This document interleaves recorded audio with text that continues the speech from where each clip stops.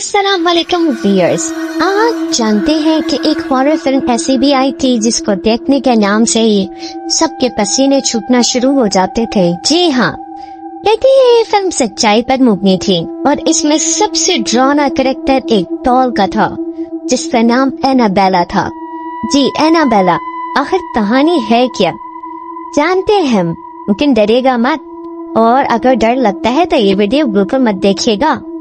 Originally ये doll ऐसी दिखती है, मगर इसको डायरेक्टर ने थोड़ा ड्रामा लुक दिया था अपनी मूवी में। अब होता ये है कि 1970 में एक माँ अपनी बेटी को, जिसका नाम डोना था, एक डॉल गिफ्ट करती है। डोना को डॉल्स का बहुत शौक था। डोना नर्सिंग की स्टडी कर रही थी, अपार्टमेंट में अपनी फ्रेंड एनजी के साथ रहती थी।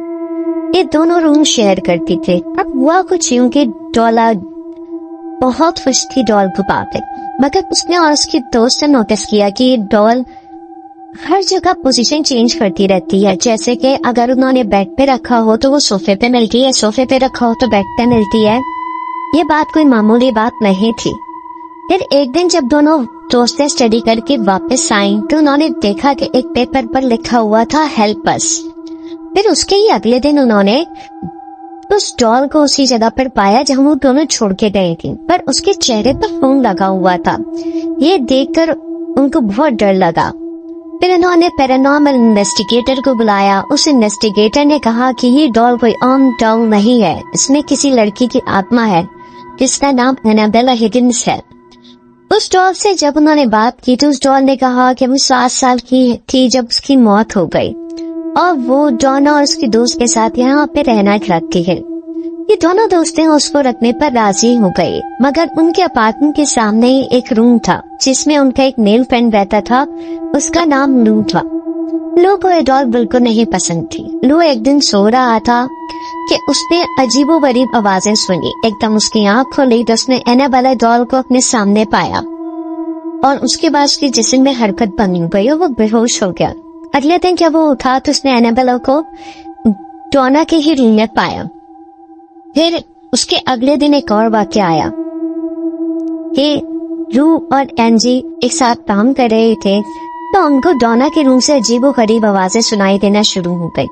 जब लू उस रूम में गया तो उसने किसी को अपने पीछे खड़ा हुआ महसूस किया। फिर जैसे ही लू ने देखा अपने चेस्ट पे तो खून आ रहा था। जब उसने अपनी टी शर्ट उठा के देखा तो उसके 7 जख्म के निशानात बने हुए थे, जैसे किसी ने 7 जगह उसको नोचा। ये तमाम लोग इस वाक़े के बहुत डर गए थे। फिर इन्होंने एक बहुत बड़े फादर कुक से राब्ता किया। फादर कुक ने बताया कि ये किसी बच्ची की आत्मा नहीं है इस डॉल के अंदर, बल्कि इस डॉल के अंदर एक शैतान रहता है। ये शैतान दोनों या एनजी के जिस्म में घुसकर उनके शरीर को कब्जे में लेना चाहता है, यानी कैप्चर करना चाहता है। फादर कुक ने जब ये बात बताई तो वो लोग बहुत डर गए। फिर फादर कुक ने वो डॉन लॉरेन एंड वैन को ये डॉन दे दी।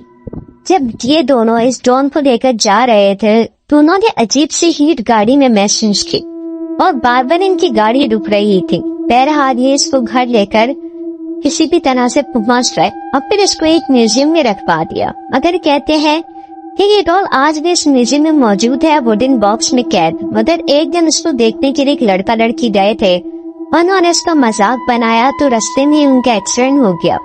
लड़की तो बच गई मगर लड़का मर गया। इसलिए कहते हैं कि डॉल बहुत ही खतरनाक है और इसको हिफाजत से रखा गया है।